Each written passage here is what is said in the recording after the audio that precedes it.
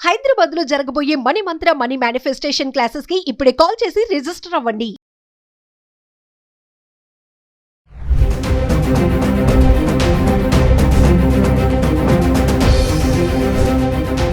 Hi hello నమస్తే, welcome back to Suman TV. 2018లో అమృత ప్రణయ్ పరువు హత్య మనందరికీ తెలిసిన విషయమే. ఈ కేసుని ఎవ్వరు కూడా మర్చిపోలేరు.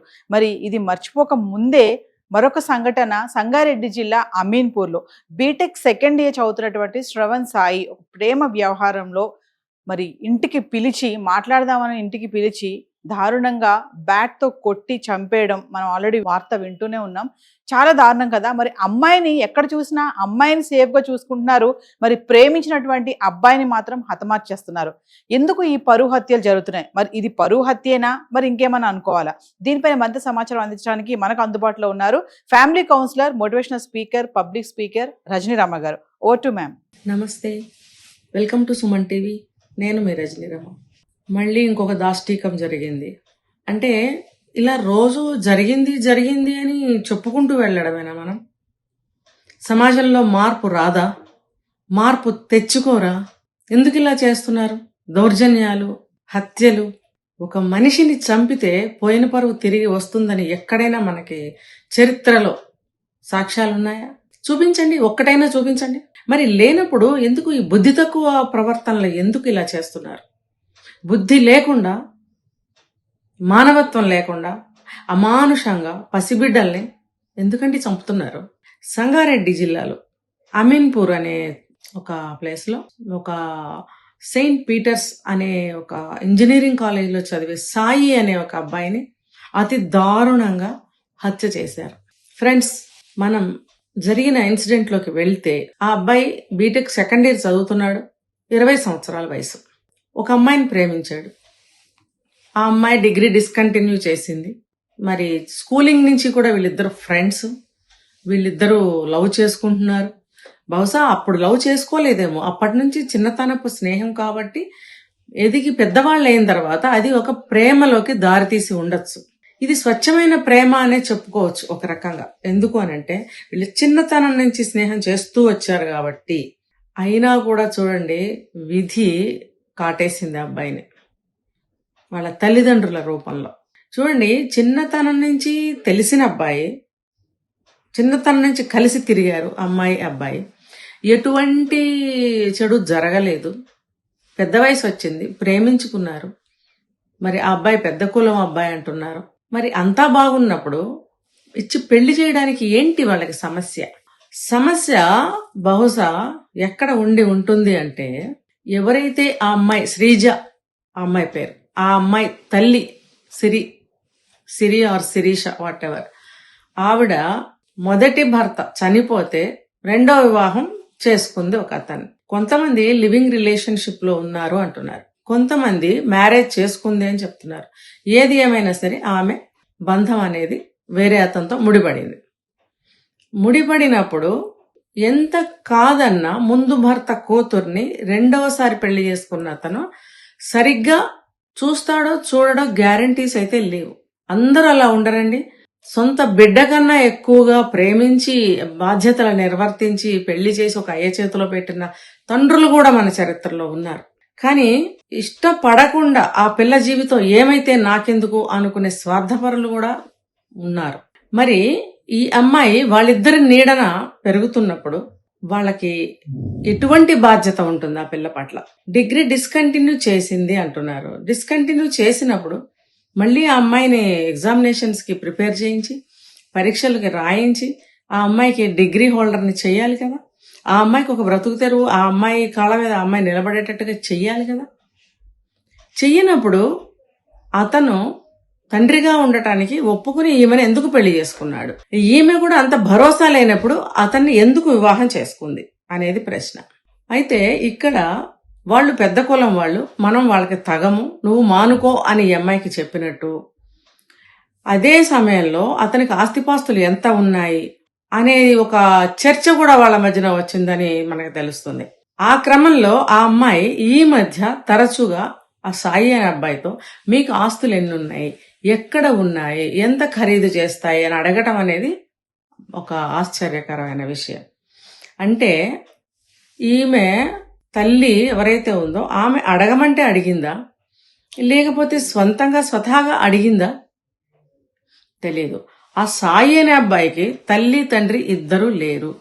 పెదనాన్న సమ్ రిలేషన్స్ ఎవరో ఉన్నారు. ఈ అబ్బాయి కాలేజీలో హాస్టల్లో ఉండి చదువుతున్నప్పుడు ఈ అమ్మాయి తల్లి ఎవరైతే ఉందో ఒక 2 సార్లు 3 సార్లు అబ్బాయిని పిలిపించడం జరిగింది గతంలో అని కూడా చెప్తున్నారు.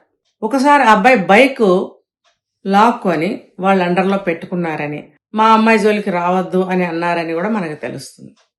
అయినప్పుడు నీ పిల్లని తీసుకొని నువ్వు జాగ్రత్త పెట్టుకో, అంతేగాని ఈ అబ్బాయిని ఇలా పిలిపించి అతి దారుణంగా కొట్టి చంపడం ఏంటి? అంటే ఒక 10 జంతువులు కలిసి వాటి ఆహారం కోసం ఒక జంతువుని చంపుతాయి కదా, ఆ స్టైల్లో అన్నమాట. ఈ అబ్బాయిని పిలిపించి, ఇదిగో మా అమ్మ పిలుస్తుంది మాట్లాడాలంటారా అని ఆ పిల్లతో పిలిపించారు. పిలిపించినప్పుడు అప్పుడు వాళ్ళ అమ్మ ఒక్కటే ఉండాలి కదా అక్కడ. కానీ ఈ అబ్బాయిని అతి దారుణంగా కొట్టిన క్రమంలో ఒకళ్ళు కాదు చాలా మంది అటాక్ చేశారనేది మనకు తెలుస్తుంది. మాట్లాడాలని చెప్పి పిలిచినప్పుడు ఏం మాట్లాడాలి నువ్వు? అయితే నువ్వు పెళ్లి ప్రస్తావన తీసుకురావాలి, లేదా మీరు బాగా చదువుకోండి తర్వాత మీకు సెటిల్మెంట్స్ చేస్తాం మేము అనైనా చెప్పాలి. లేదు నువ్వు మా అమ్మాయి జోలికి రావద్దు, మీకు మాకు సరిపడదు, వెళ్ళిపో, నీ చదువును చదువుకో, నీ బ్రతుకు నువ్వు బ్రతుకు అని చెప్పాలి. ఏది చెప్పకుండా ఒక చోట కట్టేసి ఆ అబ్బాయిని క్రికెట్ బ్యాట్తో కొట్టారు. బహుశా అక్కడ ఆ సమయంలో ఆ పిల్ల కూడా అక్కడే ఉండి ఉంటుంది. కొట్టద్దు అని అడ్డం పడినందుకు ఆ అమ్మాయిని కూడా కొడతారు. న్యాచురల్ గా 4 కొడతారు. కానీ చనిపోయింది ఎవరు? ఈ అబ్బాయి. 4 దెబ్బలు కొడితేనే చనిపోతారా? ఆ అబ్బాయి కూడా అజానుబాహు అని చెప్తున్నారు. 5'8", 5'9" హైట్ అని చెప్తున్నారు. 20 సంవత్సరాల అబ్బాయి అంటే కొంచెం దృఢంగానే ఉంటాడు.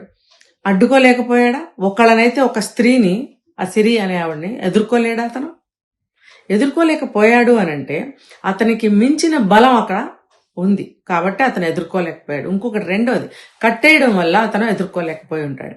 ఆ క్రమంలో అతన్ని చనిపోయే వరకు కొట్టారు. ఎక్కడికక్కడ ఎముకలు ఇరిగిపోవడము, దెబ్బలు బాగా తగలటము, రక్తస్రావం అవటము, చనిపోయాడు. చూడండి, మాతృత్వం అనేది ఆ ఆడదానికి ఉందండి. తన కూతురు కోసం ఎదుటి వాళ్ళ బిడ్డని అతి దారుణంగా కొట్టడం, చంపడం. మరి నీ కూతురు ఆ అబ్బాయితో ప్రేమించి వెళ్ళిపోతుంది అన్నప్పుడు నువ్వు నీ కూతుర్ని కదా కొట్టాలి, చంపాలి. ఆ అబ్బాయి ద్వారా ప్రెగ్నెంట్ అయ్యింది ఈ అమ్మాయి. నేను అక్కడెక్కడో డైరెక్ట్ గా ఒక పబ్లిక్ ప్లేస్ లోనే, అందరూ వెళ్ళి తిరుగుతున్న ప్లేస్ లోనే సెక్స్ చేస్తుండగా నేను చూశాను. అలా ఎవరైనా చేస్తారా కదా? ఆ క్వశ్చన్ లోనే ఆన్సర్ ఉంది. అలా ఎవరు చెయ్యరు. ఈ మాట చూసుకుంటూ వెళ్ళిపోయిందట. నిజంగా అది నిజమైతే అక్కడే నువ్వు ఆగి ఎందుకు నువ్వు అడగలేదు, ఎందుకు నువ్వు నిలదీయలేదు అంటే ఇక్కడ అది అబద్ధం అని తేలిపోయింది. ఇప్పుడు ఏం జరిగింది అక్కడ? ప్రెగ్నెంట్ ఎవరి ద్వారా అయ్యింది? నువ్వు అది కనుక్కో. ఇప్పుడు మన అనుమానించడంలో తప్పులేదు. నీ ఇంట్లోనే ఎవరెవరు వస్తున్నారో, ఎవరెవరు తిరుగుతున్నారో, తండ్రి కూడా ఉన్నాడు ఇంట్లో.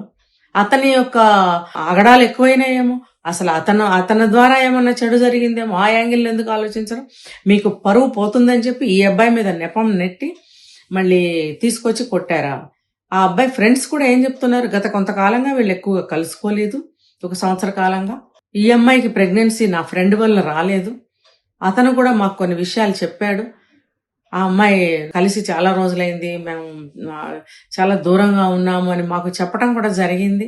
మరి ఈ అమ్మాయి ప్రెగ్నెంట్ అవడానికి మా ఫ్రెండ్ కారణం కాదు అని ఫ్రెండ్స్ కూడా చెప్తున్నప్పుడు మరి ఎవరి ద్వారా అయ్యిందో నువ్వు తెలుసుకో.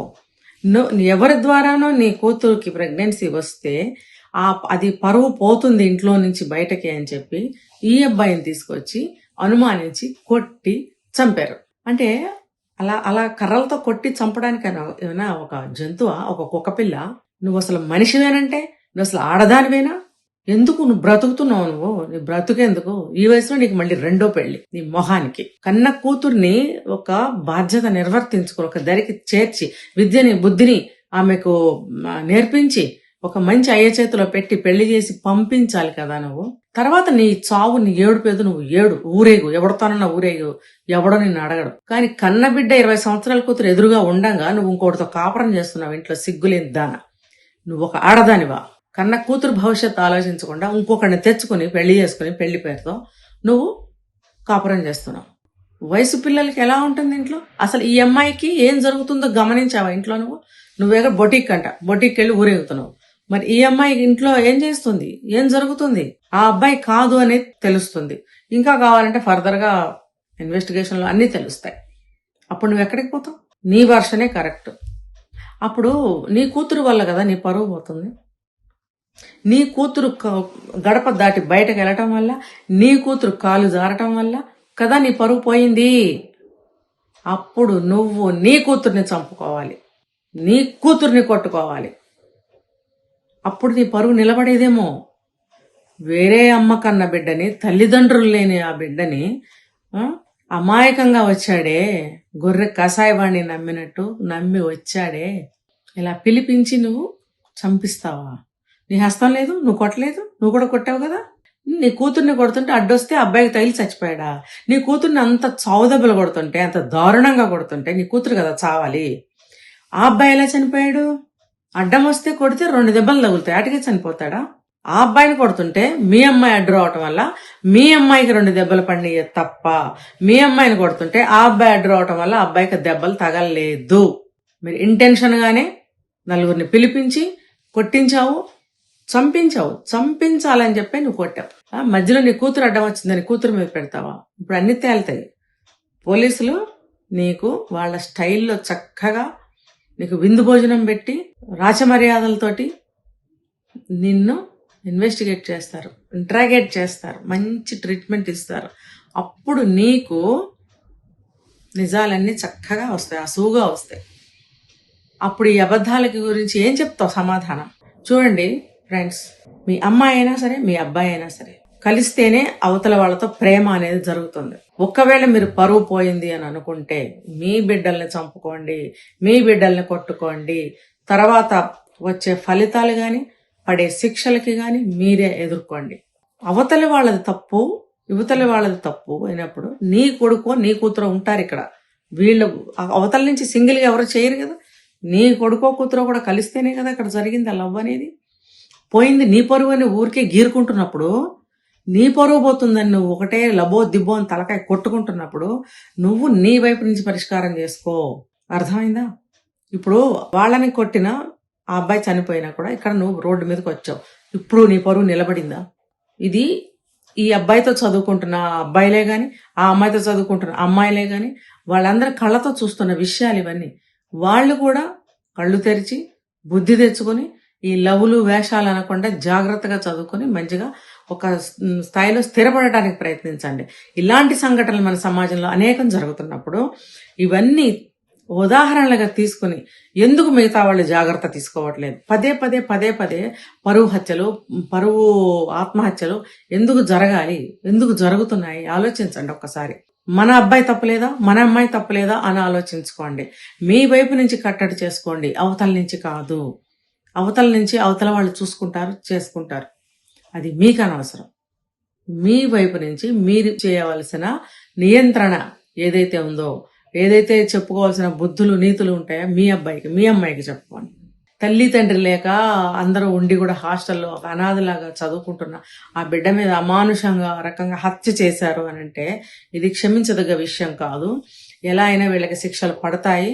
అప్పుడు వీళ్ళ పరువు బాగా తిరిగి వస్తుంది. ఈ ఉదాహరణలన్నీ గుర్తుపెట్టుకుని సభ్య సమాజంలో మనం బ్రతుకుతున్నాము, మనుషుల మధ్యన బ్రతుకుతున్నాము. మన అడవిలో బ్రతకటం లేదు, జంతువుల మధ్యన బ్రతకటం లేదు, మనం జంతువులం కాదు అనే విషయాన్ని గుర్తు పెట్టుకుని ప్రతి ఒక్కళ్ళు అడుగు వేయండి. మిమ్మల్ని కాదని ఇంట్లో నుంచి లేచి వెళ్ళిపోయి పెళ్లిళ్ళు చేసుకుని ఎక్కడికో వెళ్ళిపోయి బ్రతుకుతున్న వాళ్ళు కూడా ఉన్నారు. కాబట్టి మీరు అవునన్నా కాదన్నా వాళ్ళు ప్రేమించుకునే వయసు వస్తుంది, ప్రేమించుకుంటారు, దాన్ని ఎవరు ఏం చేయలేరు. మీరు ఇలా పరువు హత్యలు అని చెప్పి చెయ్యకండి. అమ్మాయిలు అబ్బాయిలు మీరు కూడా ప్రేమ దోమ అని చెప్పి ప్రాణాలు కోల్పోకండి. ఎవరి కోసమో ఎవడి కోసమో ప్రాణాలు ఎందుకు తీసుకుంటున్నారు?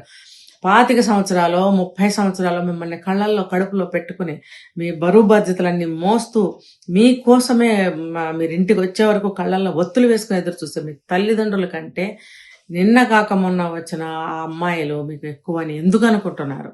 ఒక్కసారి మీకోసమే జీవితాన్ని త్యాగం చేస్తున్నా, మీకోసమే బ్రతుకుతున్న ఆ తల్లిదండ్రుల గురించి ఆలోచించండి. పోతే మీ ప్రాణాలు ఒక్క నిమిషంలో పోతాయి. అర్థమైందా? ఇలాంటి విషయాలకు సంబంధించిన సినిమాలు కూడా మనకు అనేకం వచ్చాయి.